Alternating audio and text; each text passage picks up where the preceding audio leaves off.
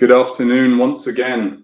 I hope Eh you all bien, found that nous interesting revoici. opportunity. J'espère que vous avez tous pensé que c'était une opportunité intéressante et en tout cas, on aimerait avoir votre retour. Et je crois qu'il y a eu des conversations très intéressantes et des rencontres avec des collègues du monde entier dans toutes les langues. Et moi, j'aimerais vraiment savoir quelle est votre couleur préférée ou quel est votre plat We now move préféré. on to our third thematic session. Nous allons maintenant passer à notre session thématique numéro 3, intitulée Atteindre la citoyenneté mondiale par le biais des objectifs de développement durable. Les sessions d'hier se sont concentrées sur la deuxième partie de notre mandat, à savoir insister sur l'importance du vivre ensemble d'une manière harmonieuse et interdépendante.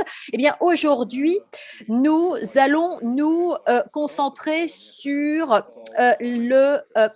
la première partie du mandat, à savoir trouver à travers nos valeurs communes le lien vital qui existe entre les humains et la nature dont nous faisons partie. Nos orateurs vont couvrir des thèmes divers, la jeunesse, les réfugiés, se relever d'un conflit, l'énergie propre, l'architecture et les communautés. Pour ouvrir cette session, eh bien, c'est un plaisir pour moi de vous présenter une vidéo de Kailash Satyarthi. Monsieur Satyarthi a reçu le prix Nobel de la paix 2014 qu'il a partagé avec Malala Yousafzai pour leur lutte contre la suppression des enfants et des jeunes pour le droit de tous les enfants à l'éducation. Après un diplôme en ingénierie électrique, il a travaillé en tant que professeur en Inde et voici sa vidéo. Chers amis, c'est toujours un plaisir que d'être au sein de cette grande fraternité. Est-il besoin de dire qu'au cours des 2 ou 3 dernières décennies, le rôle, la responsabilité et l'action des ONG n'a fait que devenir plus pressante? Je me souviens quand nous avons organisé la marche mondiale pour les droits des enfants en 1998, le pouvoir est entre les mains des jeunes, de la société civile et des ONG.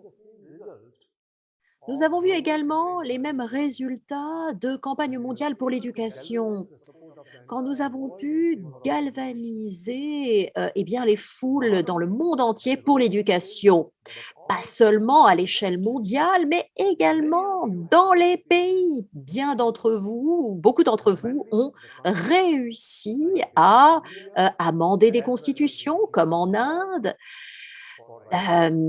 créer de nouveaux textes législatifs et d'autres initiatives. Nous avons vu également que les gouvernements et la communauté internationale se retrouvaient obligés d'augmenter les allocations budgétaires pour l'éducation. Mais ce n'est pas suffisant. Nous devons travailler d'arrache-pied parce que 40 000 enfants, tous les jours sont privés d'éducation et nous ne pouvons pas atteindre les objectifs de développement durable, les objectifs en termes d'éducation pour ces enfants.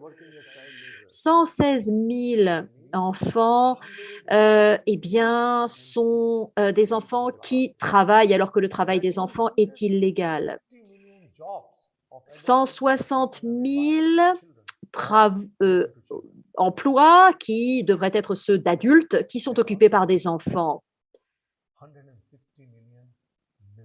160 millions, bien sûr, vous avez corrigé, 160 millions d'opportunités ratées, manquées. L'éducation est un droit fondamental et nous devons renforcer le mouvement des ONG dans le monde entier et mettre les gouvernements devant leurs responsabilités, les convaincre qu'ils ne peuvent pas atteindre les objectifs de développement durable. La paix n'est pas possible, le développement durable n'est pas possible, quelque durabilité que ce soit n'est pas possible sans le droit à l'éducation pour tous. C'est un droit fondamental. Et l'économie, le marché, la production, on en parle beaucoup, mais il ne faut pas oublier que, au-delà de cette mondialisation des biens et des services, il faut mondialiser aussi l'éducation. La moitié de la population, eh bien, de jeunes dépourvus d'éducation vient d'Afrique subsaharienne. Ce dont on parle ici, c'est non seulement d'être privé, d'être pauvre et privé d'opportunités, mais privé d'éducation.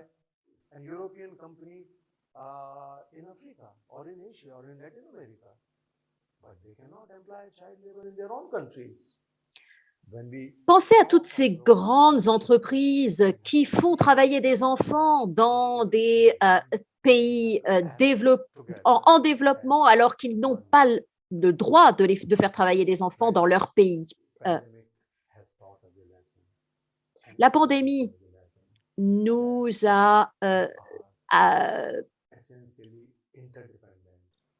forcé à tirer des enseignements. Et un enseignement essentiel, c'est que nous sommes dépendants les uns des autres. Nous sommes interconnectés les uns les autres. Nous dépendons des uns des autres. Nous devons nous tenir la main et nous devons être le plus robuste, le plus fort ensemble pour le développement, pour l'éducation, pour le droit à l'éducation. Merci à tous.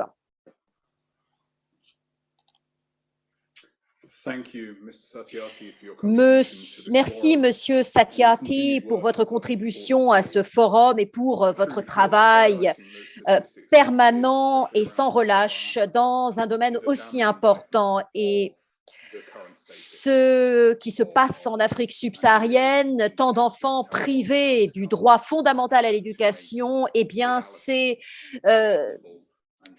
une condamnation pour nous tous. Il nous faut absolument travailler à l'égalité devant le droit à l'éducation. J'ai maintenant le grand plaisir de présenter M. Manyang Reatker, autrefois réfugié, immigrant et maintenant un professeur et chef d'entreprise couronné de succès. Son histoire est unique et il a accepté de la partager avec nous. Merci beaucoup pour cette présentation. J'aimerais passer une petite vidéo. Ce réfugié a... Je connais le problème, je parle leur langue, je sais de ce dont ils ont besoin.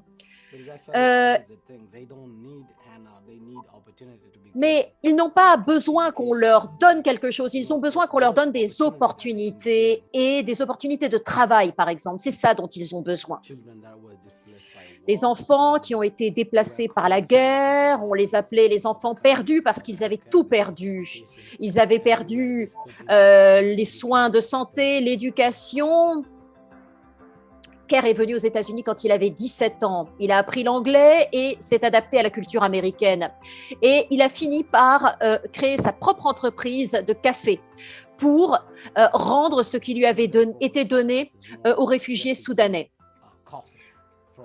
734 a vu le jour dans un petit camp et maintenant nous voulons changer la perception des réfugiés. Une part des ventes va à l'accès à l'éducation des réfugiés. Imaginez votre enfant qui va aller de la maternelle jusqu'à l'enseignement supérieur et qui va être accepté à l'université. Mais vous ne pouvez pas payer ces études parce que vous n'êtes qu'un réfugié. Ça touche beaucoup de familles. Kerr sait que les clichés sont aussi un fléau pour ces réfugiés, alors que ce qu'il leur faut, c'est une opportunité. Tout le monde pensent que les réfugiés, eh bien, ce sont des gens à qui il faut donner quelque chose, donner à manger, et puis qu'ils restent là où ils sont. C'est une perception qui est vraiment dévastatrice. Moi, je veux travailler, je veux être quelqu'un. Je ne veux pas être quelqu'un à qui on va donner quelque chose et qui va tendre la main. Je veux être quelqu'un qui va pouvoir prendre son destin en main. Le même camp qu'il a aidé et le café qui y est récolté, tout cela fournit des emplois. Vous pouvez nous aider dans la mission qui aide les gens, non pas en leur donnant quelque chose, mais en leur donnant un outil pour qu'ils puissent s'aider eux-mêmes. Et je vends le meilleur café qui existe, c'est le meilleur café qui existe.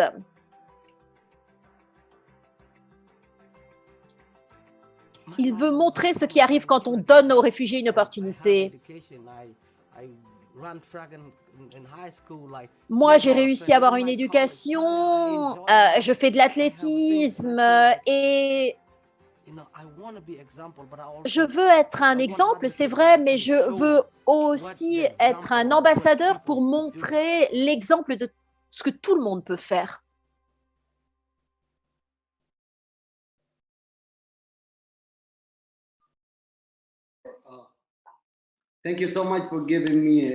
Merci infiniment de me donner cette opportunité de me présenter à vous. Quant à ce thème, atteindre la citoyenneté globale, citoyenneté mondiale, eh bien, je crois que c'est important de parler de tous les réfugiés à qui on ne donne pas l'opportunité de réaliser quoi que ce soit. Moi, je suis venue du Soudan, j'ai été réfugiée dans un camp et vous ne pouvez pas imaginer tous les défis qui se présentent à vous quand vous vivez dans un camp comme celui-là. On n'a pas assez à manger et j'ai eu ensuite l'opportunité d'aller aux États-Unis où j'ai pu avoir une vie meilleure et accomplir énormément de choses. J'ai pu aller à l'école et j'ai pu créer mon entreprise donc de vente de café. Un exemple que les gens peuvent suivre, c'est-à-dire quand on donne aux gens une opportunité, ils ne deviennent pas seulement les citoyens du pays d'où ils viennent, mais un citoyen du monde. Et c'est de ça qu'il est question quand on donne une opportunité d'un travail. Et l'idée, c'est de pouvoir à son tour de donner cette opportunité. Et quand on devient un citoyen du monde, eh bien, vous voyez, les gens utilisent nos produits et moi, donc, dans mon entreprise, eh bien, ce que j'essaie de donner aux autres, c'est la possibilité de travailler, de prendre leur destin dans leurs mains. Et ça, c'est vraiment la citoyenneté mondiale que nous devrions tous appeler de nos voeux et c'est ce dont nous devons parler. Et pour tous les réfugiés, je pense qu'il faudrait pouvoir leur donner cette opportunité. Il faut partager nos histoires pour pouvoir œuvrer ensemble vers la citoyenneté mondiale. Et la dernière chose que je voulais mentionner, c'est que on a tous besoin d'une opportunité, d'où qu'elle vienne. On a besoin qu'on nous donne une chance. Et elle peut venir de multiples sources, mais on a tous besoin qu'une opportunité, une chance nous soit donnée pour pouvoir construire son destin. Je suis vraiment j'ai eu beaucoup de chance de pouvoir aller aux États-Unis et de travailler dur pour pouvoir saisir cette opportunité, créer d'autres opportunités. Et je pense que c'est ça qu'il faut faire, pouvoir saisir ces opportunités.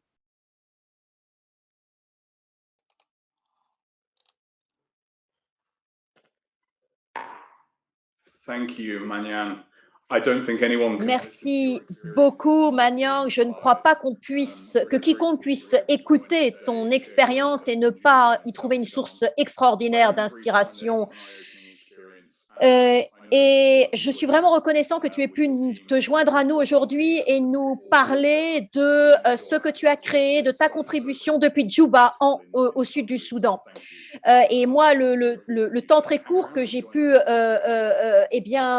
pendant lequel j'ai pu t'écouter, est vraiment une révélation pour moi. Merci infiniment. Et tout le travail que tu fais pour l'accès à l'eau, notamment, est absolument essentiel. Eh bien, nous allons maintenant passer à l'intervenant suivant. Il s'agit d'une jeune ambassadrice impressionnante pour l'énergie propre et l'ingénierie innovante, Rindalage, qui est membre de l'équipe de soutien mondial de la MGCY SDG 7, donc sur l'objectif de développement durable 7, et elle est également un jeune leader pour l'UNESCO. Elle a animé plusieurs ateliers sur les objectifs de développement durable. Elle a représenté la jeunesse dans de multiples conférences. Elle a été panéliste pour le comité de liaison ONG UNESCO. Elle a été également oratrice dans le forum de la jeunesse Many Languages, One World, plusieurs langues, un seul monde, au siège de l'ONU. Elle est également diplômée en ingénierie et je vais lui donner la parole immédiatement. I'm really happy to be here, and I'm also looking forward to your questions at the end of the session. So I'm here to talk about the link between SDG 7, the goal on energy, and the topic of this forum, which is global citizenship. In the Lebanese dialect, we use the same word, alam, to refer to people or to the world itself.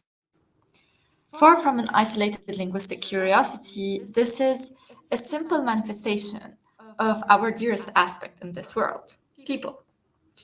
We define our world by the people who live in it and shape it to what it is today. We also define our world by our interactions with people and the worlds we create for ourselves within the bigger picture. So what is my world personally? My name is Rend, and my world is the communities that I am part of. It's my family, my friends, the people joining me here online. It's my university, my workplace, my neighborhood, my countries, Lebanon and France. But it's also the community of youth in energy that I'm part of and the international sphere at large. As you might have guessed, I consider myself to be a global citizen. And yes, it's the topic of this forum. Yes, it sounds very nice. And yes, you probably expected me to say this, but trust me, I actually mean it. Global citizens are people who feel connected and garner a sense of responsibility towards cultures beyond their own and towards the world at large. We are aware of the world, of our actions, and how we humans affect it. As global citizens, we have a desire to contribute positively to communities and improve the lives of others. Aside from my personal values, being active in the energy sphere is a continuous affirmation of my support towards global citizenship. First and foremost, the energy transition in itself is a global challenge, and a global challenge requires global solutions. When we tackle the energy transition, we automatically are steered to view it in a global perspective. It's because the issue is not how we use energy as individuals or locally, but as how we use energy as an entire planet. Power generation and transport together accounted for over 2/3 of global worldwide greenhouse gas emissions in 2019. We are not equal in the way and the resources of energy that are available to us. Some countries have high winds or solar exposure, and then they can use renewable energy. Other countries have a really big reservoir of fossil fuels. Others can just rely on hydropower, but most countries don't really have a very specific source of energy that they use, but a mix of solutions that include input. So yes, we are not all equal in the energy sources that are available to us. However, we're all equal in being responsible for the impact of our energy use, because climate change affects our planet as a whole in different proportions than the damage caused by each country or region.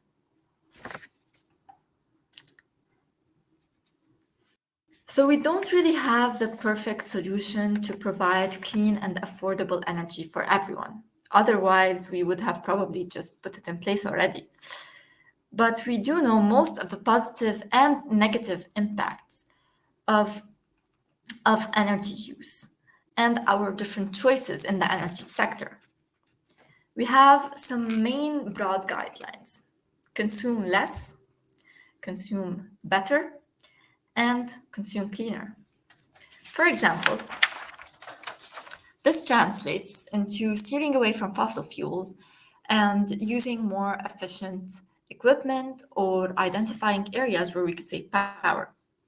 So the perfect solution is actually a mix of imperfect solutions that are adapted to each local context and minimize the global damage. To tackle the energy transition, the United Nations 2030 Agenda for Sustainable Development dedicated the Sustainable Development Goal 7 to ensuring access to affordable, reliable, sustainable, and modern energy for all. The 5 targets of this goal are on energy access, the share of renewable energy in the global mix, energy efficiency, international cooperation for clean energy research, technology, and financing, as well as infrastructure and technology upgrades in developing countries. From the moment you open your eyes, you start using energy. You turn on the light, you heat your room, you turn on the stove, you use your car, you go online to watch us here today. Modern society depends on reliable and affordable energy services to function smoothly, but we haven't yet reached SDG 7. As you see, 1/3 of the world's population use La dangerous société moderne dépend de services d'énergie qui soient à la fois fiables et abordables pour pouvoir fonctionner de manière fluide. Mais nous n'avons pas encore atteint l'objectif de développement durable 7. Un tiers de la population du monde utilise encore des systèmes par exemple, de climatisation qui sont dangereux et inefficaces et qui présentent une menace pour la santé et pour la planète. 759 millions de personnes n'ont pas d'accès à l'électricité. L'énergie renouvelable moderne, qui est encore une très petite part du mix énergétique mondial. Nous avons besoin d'un système énergétique qui soit bien établi et qui soutienne tous les secteurs, de la médecine jusqu'à l'éducation, l'agriculture, les infrastructures, les communications, la technologie. C'est tout en protégeant notre planète. Alors, pour retourner un petit peu au début de mon propos, eh bien, comment tout cela est en lien avec mon univers, ma réalité? Eh bien, disons que si mon univers était un livre dans une bibliothèque, vous le trouveriez sans doute dans le rayon développement durable sous responsabilisation des jeunes. Au cours des dernières années, ces 2 domaines ont dominé ma réalité, que ce soit dans mes études, dans ma carrière en tant qu'ingénieur dans l'énergie ou dans mon engagement personnel en dehors du milieu universitaire et du monde professionnel. Par exemple, cet été, eh bien, j'ai eu des réunions en ligne avec des étudiants dans le monde entier pour discuter du rôle des universités dans l'action contre le changement climatique. Et j'essayais en fait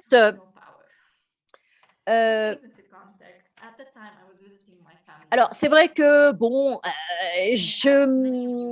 je faisais de nombreux efforts, mais ce n'était pas toujours couronné de succès. Et je pense qu'une des contributions les plus mémorables, cela dit, c'était en septembre quand eh bien, j'ai commencé une réunion en disant « Hé les gars, désolé de ne pas avoir pu être là à la dernière réunion, mais on a eu une coupure de courant et je n'avais pas d'Internet. » Ça, c'était jouer sur l'ironie du sort qui voulait qu'une militante qui milite sur l'énergie n'avait pas d'électricité. Donc, pour mettre les choses un petit peu en contexte, à l'époque, je rendais visite à ma famille au Liban et comme beaucoup d'entre vous le savent, eh bien, le Liban est face à une crise économique sans précédent, avec vraiment tous les impacts négatifs que vous pouvez imaginer. Et donc, on avait à peu près 10 heures de coupure d'électricité par jour, donc 10 heures sur une journée entière, et à chaque fois à d'autres moments de la journée.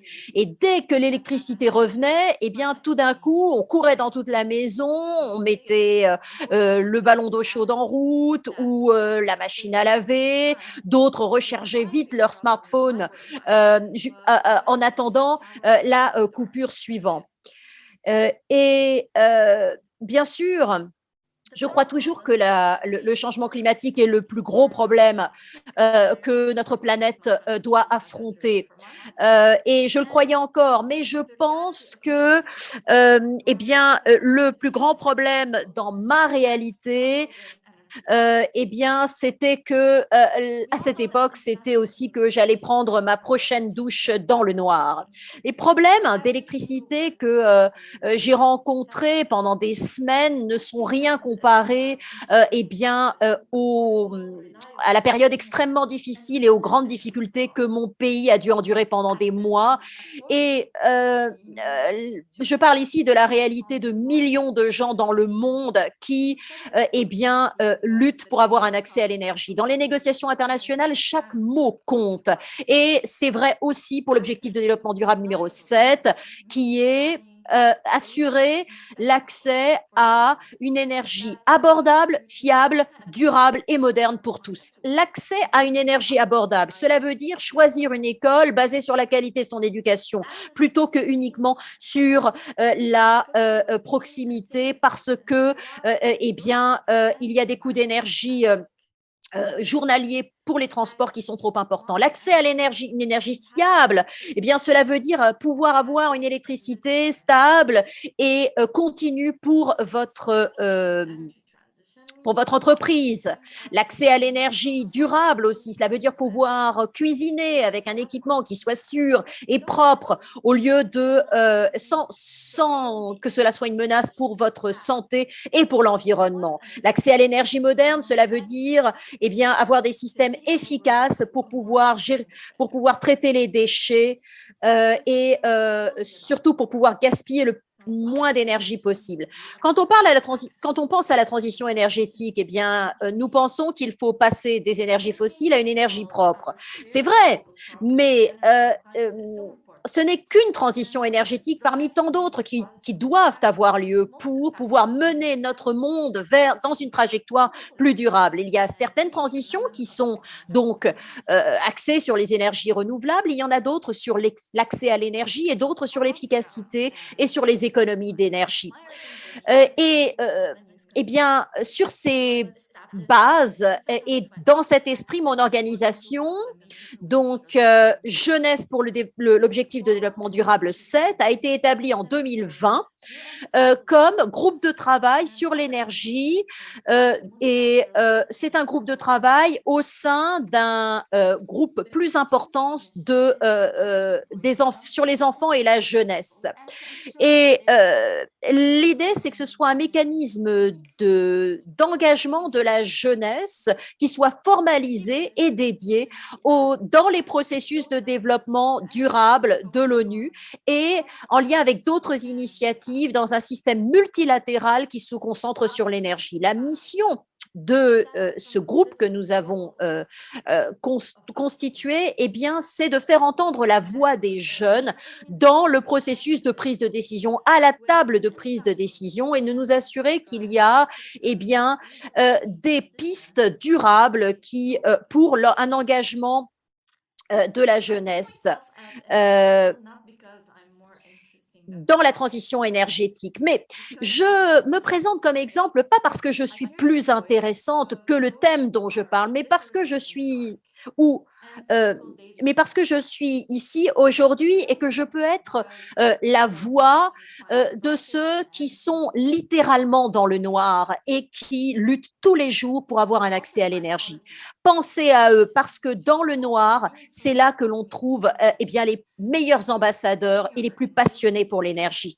Donc, j'invite tous parmi vous à ouvrir de nouvelles pistes d'engagement pour la jeunesse dans vos organisations, parce que inclure les perspectives de gens différents au sein de vos communautés est aussi important que de sensibiliser différentes communautés et d'essayer de les toucher. Donc, pour résumer, il y a des liens très étroits entre SDG 7, donc l'objectif de développement durable ODD 7, mon organisation et la citoyenneté mondiale, parce que l'impact de l'utilisation de l'énergie et le changement climatique sont partagés par l'humanité tout entière. La transition énergétique peut signifier différentes choses localement, comme la production d'énergie renouvelable, l'accès à l'énergie ou l'efficacité, mais nous partageons tous une responsabilité qui est celle de protéger notre planète. J'ai commencé par vous décrire ma réalité, mon monde à moi. Et maintenant, j'ai une question pour vous. Quel est votre monde ? Vous n'avez pas choisi de vivre sur cette planète, mais vous pouvez choisir d'en être un citoyen. Et la question que j'aimerais vous poser maintenant, c'est la même que celle qu'on vous a posée quand vous avez fait une demande pour avoir la nationalité de votre pays. Pourquoi souhaitez-vous être un citoyen du monde? Et si c'est parce que vous croyez que l'humanité a une responsabilité collective d'être sur une trajectoire plus durable et de protéger notre monde, alors votre monde est aussi le mien. Et je vous remercie et attends avec impatience vos questions. Thank you, Ms. Ahaj, for your presentation and indeed clarity in what we need as we move forwards to achieve sustainable change. We certainly do have some questions for you. So if I can ask you to hold on till after our next speaker, we'll be back for a Q&A. Thank you. Our final guest speaker for this forum is a young Brazilian named Mariana Montag. I had the great pleasure of meeting Mariana when she was working in the field in Uganda, putting her innovative approach to architecture into practice. And her current work develops this even further. When we asked her for a biography to describe herself or to introduce herself to the audience at the forum, she said the following: "I would like to introduce myself every day, but I do it with myself, recognizing myself as routine. Architecture for me is the guide to live the adventures I desire and to unblock introjected limiting aspects. I am allowing myself to live and speak of love as political resistance and invite the analytical mind to craft technical innovations aimed at systematic transformations. I work with intensity for dreams that serve the earth and public liberation. I see a future of great pleasure to everyone." And I think there's a real message there that mirrors what Brian Rush said yesterday about living authentically. And I know she certainly does. I'd like to hand the floor then to Ms. Montag. Thank you. Hello, hi everyone. Hi Nick, thank you very much. Are you hearing me good? Well, I hope yes. I'm very grateful to be here and grateful to have the space to share with all of you, and also excited to exchange. And I would share, I prepared some slides so I can share with you. All right.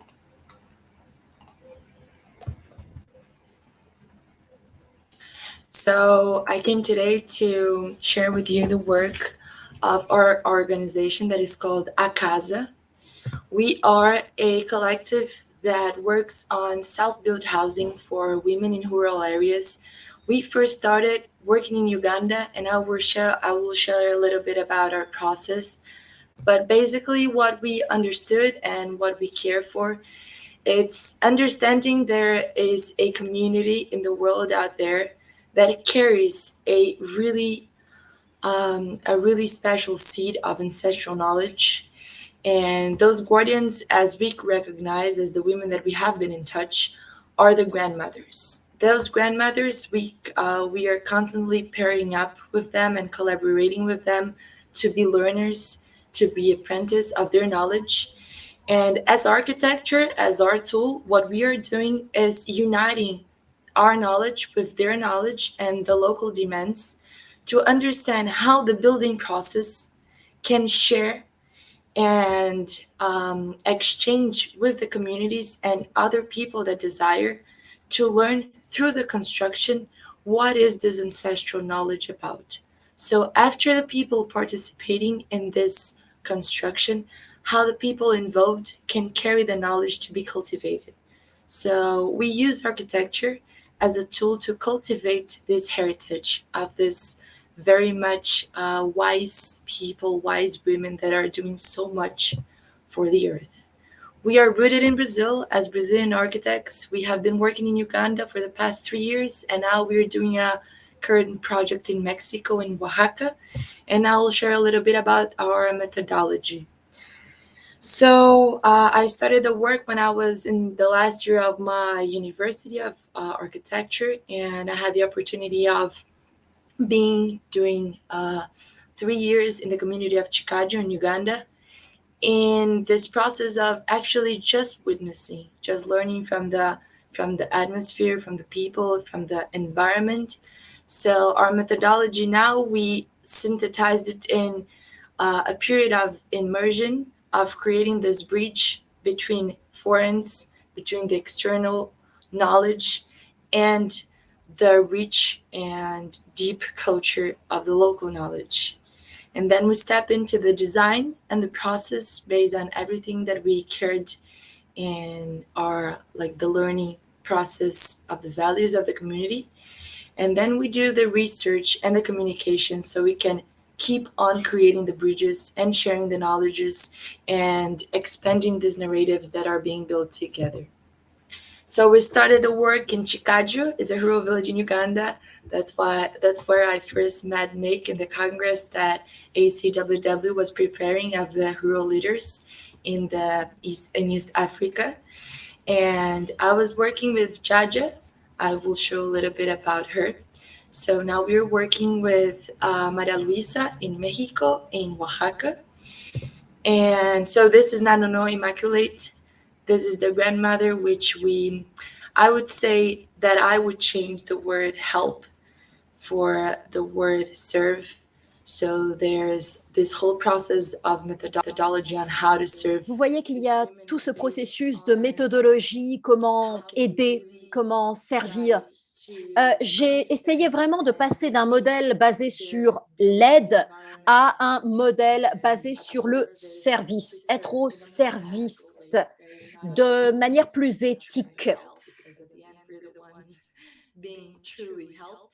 Et au bout du compte, c'est nous qui sommes véritablement aidés. Et vous voyez, en Ouganda, ici, chez Jaja, on a vraiment pu apprendre à se connaître. Et moi, en tant qu'architecte, ça a été extrêmement précieux pour moi de pouvoir voir leur routine journalière, voir quel était le cheminement psychologique, ses désirs, ses rêves, son rapport avec le monde matériel. Et également comment l'architecture vernaculaire était produite et aussi voir comment d'autres personnes, d'autres communautés, eh bien, associer des innovations à ce qui était disponible dans la nature, dans leur environnement naturel. Et donc, au-delà du processus de conception, est-ce qu'on peut aller plus loin pour essayer de comprendre s'il y a une manière de construire cette maison de manière plus inclusive? Comment construire cette maison de manière à ce que cette construction puisse devenir une école de construction pour les femmes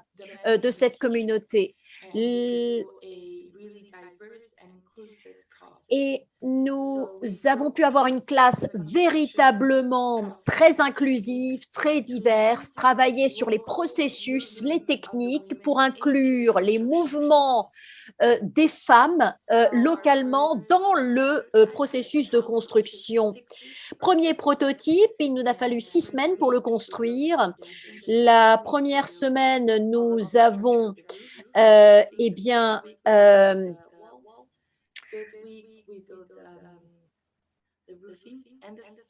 nous avons construit le toit.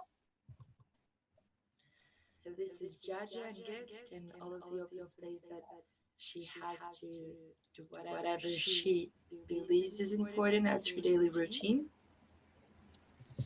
Donc, vous voyez, on a vraiment intégré sa routine journalière, ses petits rituels journaliers. C'était très important pour nous dans la conception. And I decided to continue my studies and create, be open to these meetings with other grandmothers and Être ouvert à des réunions avec d'autres grands-mères. Donc, et Maria Luisa est à Mexico City.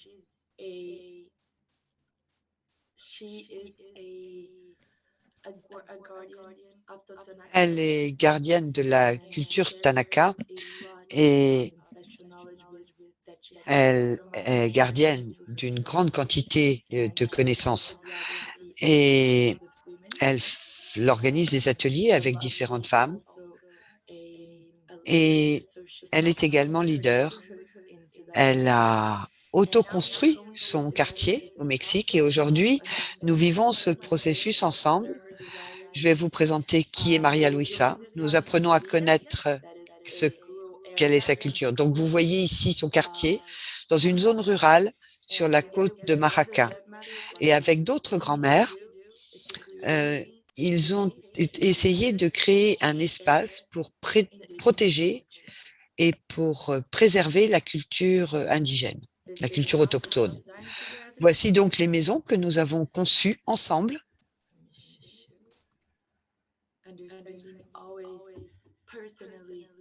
Alors, il faut toujours comprendre de manière très intime quels sont les souhaits de ces grands-mères afin de travailler sur la maison pour que la maison soit sienne. Mais nous mettons également en œuvre des techniques qui nous permettent à nous de partager nos compétences dans le cadre d'une approche beaucoup plus systémique.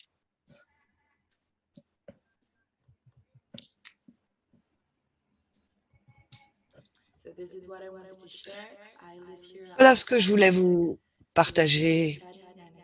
Et bien entendu, je reste connectée pour que nous puissions discuter et je serai ravie de répondre à d'éventuelles questions.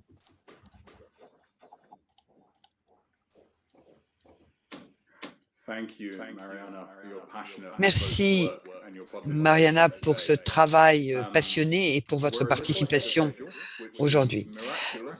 Donc, nous sommes un petit peu en avance, ce qui est absolument miraculeux pour une réunion en ligne qui rassemble autant de pays. Donc, je vous suggère que nous fassions une petite pause de 10 minutes, ce qui va nous permettre à tous et à toutes d'aller nous faire un café ou d'aller boire un verre d'eau, enfin, en fonction de l'heure qu'il est chez vous dans votre pays. Et je vous propose de revenir dans 10 minutes pour la session de questions-répondre avec tous nos orateurs. Et encore une fois, je vous invite à poser vos questions dans le chat. Ces questions seront ensuite renvoyées à nos différents orateurs. Donc, je vous demande de nous retrouver dans 10 minutes et à 16h, heure de Paris, nous reprenons avec la session de questions-réponses. Merci.